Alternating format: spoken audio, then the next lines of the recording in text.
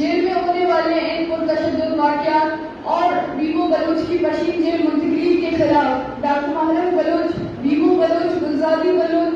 सदगतुल्लाह शाजी और दीगर बलूच गुज़िश्ता 5 दिनों से जेल में भूख हड़ताल पर बैठे थे।